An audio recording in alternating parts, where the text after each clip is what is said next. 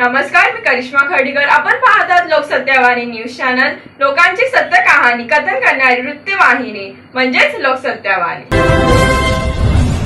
ही जी आपणास एक टाकी दिसत आहे, पाण्याची टाकी, ती गेली 15 वर्षापूर्वी बांधलेली आहे आणि आता तिची अवस्था एकदम बिकट झालेली आहे. हे पहा, तुम्ही पाहाल ना, तर ही पूर्ण लिकेज आहे आणि एकदम त्याची कंडिशन एकदम परिस्थिती खराब झालेली आहे या टाकीची. केव्हाही कोसळू शकते ही आणि त्याच्यामुळे पाणी साठत नाही आहे त्या या टाकीमध्ये. सगळं लिकेज होत असल्यामुळे आणि त्यामुळे त्यांना पाणी मिळत नाहीत. म्हणून या बाजूला एक नवीन शासनाने ते गेले टाकी आहे, पण त्याच्यात पाणी नाही आहे. पाईपातून पाणी येत नाही आहे किंवा पाईप वरपर्यंत पोचलेले नाही आहेत.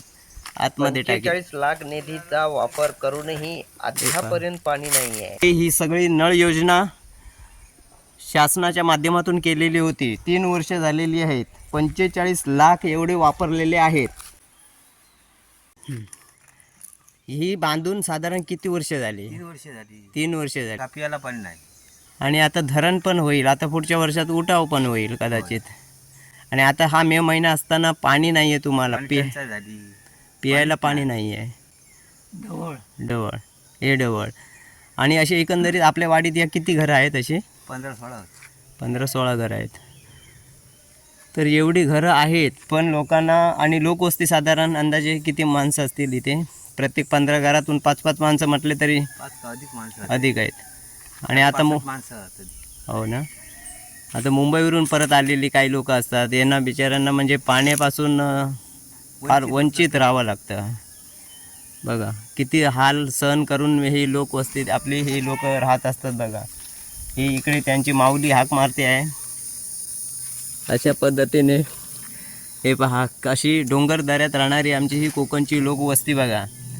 तरी कधी कुणावर नाराज नसतात, ना सरकारवर, ना की ते कुणी कधी आत्महत्या करत नाही आहेत. किती नुकसान झालं, मग वादळ वारं पाऊस यांच्यापासून जरी किती नुकसान झालं, घरं झाडं मोडून घरावर पडली, तरी ती कधी कोणावर अशी तक्रार करत नाही किंवा अशी सरकारकडे मागणी करत नाही की बाबा आम्हाला काहीतरी अनुदान द्या, पैसा द्या.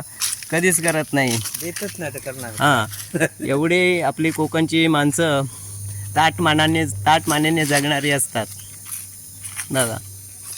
पण असं एवढं असूनही, एवढी सहनशक्ती असूनही बिचाऱ्यांना पाण्यापासून वंचित राहावं लागतं. हे फार मोठं दुर्भाग्य म्हणावं खरंच.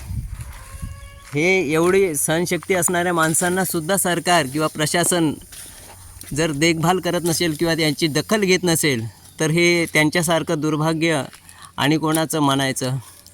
अशा या कोकणच्या लोकवस्तीत राहणारे, मुटक्याच्या बारीत राहणारी ही घरं आहेत. कणकवली तालुक्यातून नरडेवे गावातील ही एक वाडी आहे, मुटक्याची बारी म्हणून. महमदवाडीतील मुटक्याची बारी असं हे एक आवट आहे. या वाडीत राहणारी ही लोक बघा कशा पद्धतीने राहत आहेत ते. तरी प्रशासनाने याची दखल घेऊन नक्कीच याच्यावर कार्यवाही करावी, तेथील लोकांचा प्रश्न सुटावा. धन्यवाद. ताज्या आणि महत्त्वपूर्ण बातम्या पाहण्यासाठी लोकसत्यावाणी न्यूज चॅनलला सबस्क्राईब करा आणि बेल आयकॉनला क्लिक करा.